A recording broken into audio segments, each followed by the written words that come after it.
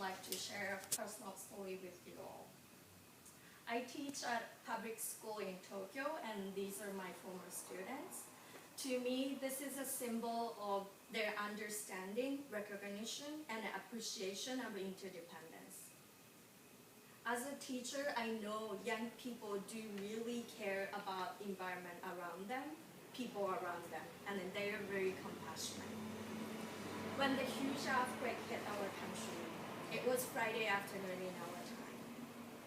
And the next Monday when we got together again, the first thing they asked was, what can we do for those people who are in Fukushima, who are in those devastated areas?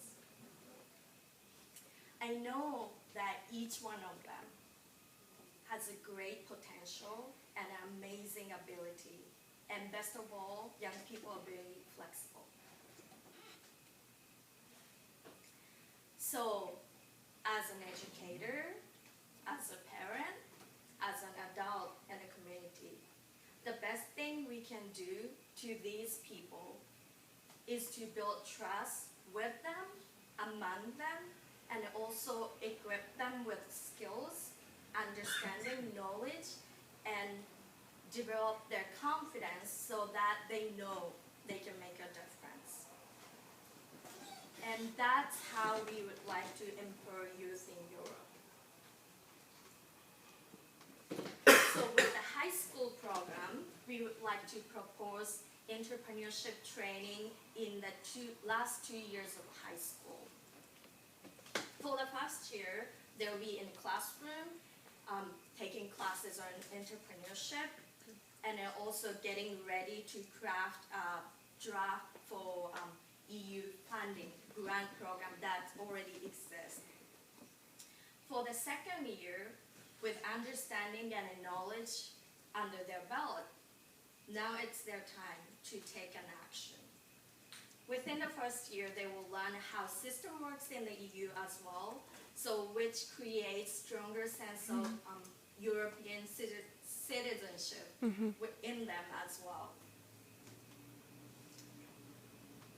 For college program, which will be built on and expand on the high school program, we would like to see also, again, mandatory course for entrepreneurship, social entrepreneurship, public-private partnership for all students, and it also create a lab where students can get together with local business, local community, to again getting ready for applying for grant as well as starting their business. Also translating university research into real business for society.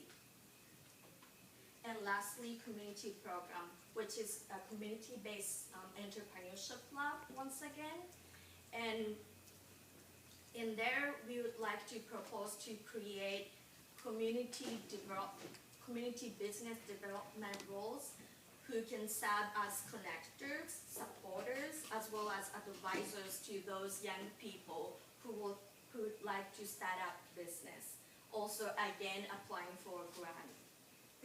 And we believe that this has lasting impact on European youth, so they can actually come back to the community as an advisor, role models, and community leaders. So we have a couple of examples, existing examples of entrepreneurship. But the one we want to talk about, one we think is most poignant, is Bug Sense. And that is, that's a startup. And I think all of us has heard a lot about Greece during this course, and most of it hasn't been positive. And I think when we started to look at entrepreneurship, we were amazed to see the growth in entrepreneurship in Greece, and Bug Sense is a great example. So if you think before the crisis, there were a couple startups. Now, since the crisis, there's over 200 startups, many of them high-tech, in Greece, that are doing some innovative work. Bug Sense is a great example. They allow you to debug mobile applications. Who would have thought, based on everything that we've heard, that sort of innovation would be coming out of Greece? And it absolutely is, and no one's talking about it. So we think that even in the extreme conditions of a financial crisis, and we're seeing that sort of innovation, the other one, is a Spanish startup, we have a startup from Ireland. But we think, even in the context of this financial crisis, what would happen if we put the support in place to drive that innovation? Just think of the opportunities that could create for the entire European community.